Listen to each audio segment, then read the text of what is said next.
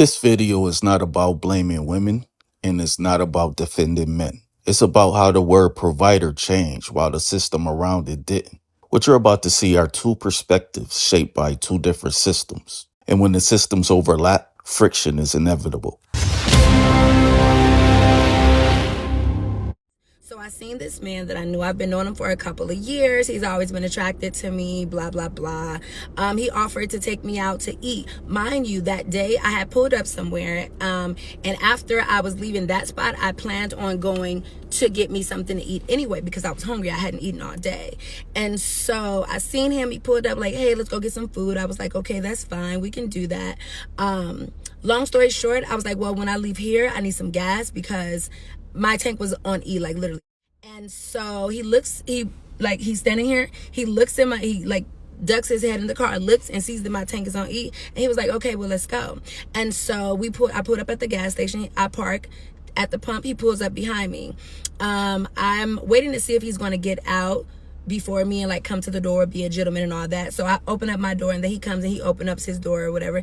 And we walk in together, and he's being a gentleman. He opens up the door for me, blah, blah, blah, blah, blah. I walk in the gas station first. We're standing in line. There's two people in line in front of us. And I automatically knew, my intuition, my spirit, the Holy Spirit, God, my gut, everything. I knew. I said, he's being avoidant right now. This man literally dipped into the aisle to fake act like he was looking for something, looking at the pills and the aspirin and the eye drops and the all the little stuff on the shelf that, a 7-Eleven gas station would have. And dips off into the aisle, leaves. I couldn't even see him in the aisle anymore. Baby, I walked up, paid for my gas, got my receipt, and looked at him like, oh, okay. And then we leave or whatever like that. He pumped my gas for me. Baby, honey, I blocked him. Do you hear me? Ladies, would you block a man for not pumping, not buying your gas? You could pump the gas, but I just paid for it. This is the thing.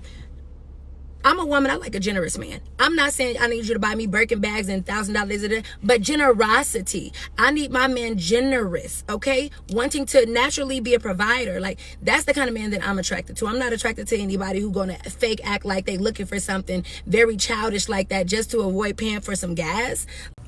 Let's be precise about what just happened. He offered to take her out. He went with her to get gas. He pumped the gas. He just didn't pay for it. There was no conversation about terms. There was no agreement and there was no refusal. But the evaluation still happened.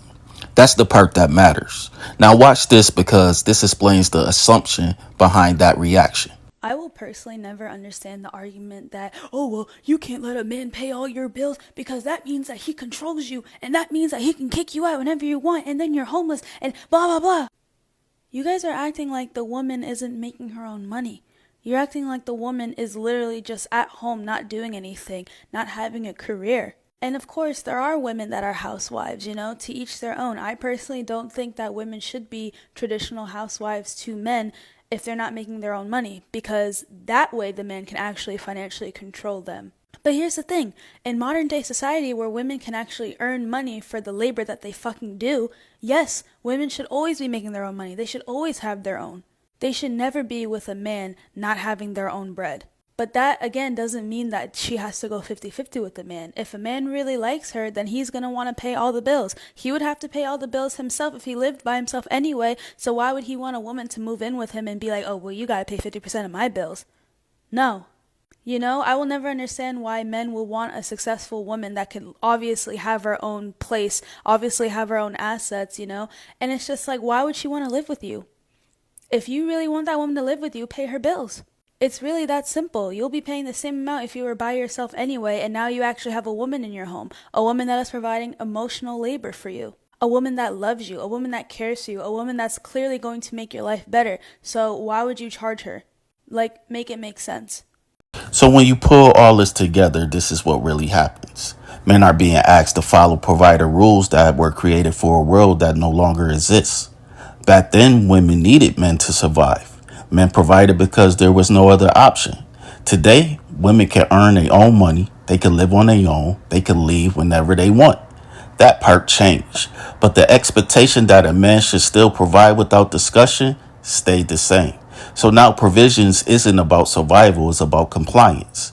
That's why moments like the gas situations matter so much. It's not about the gas, it's not about the money. It's about whether a man follows a rule he was never told existed. And when old rules are enforced inside of a new system, people push back. That's what you're seeing. This isn't about a man being cheap, and it's not about a woman being wrong. It's about outdated norms being treated like modern requirements. And until that gets addressed, this tension isn't going anywhere. End of the day, I don't chase illusions. I move with reality.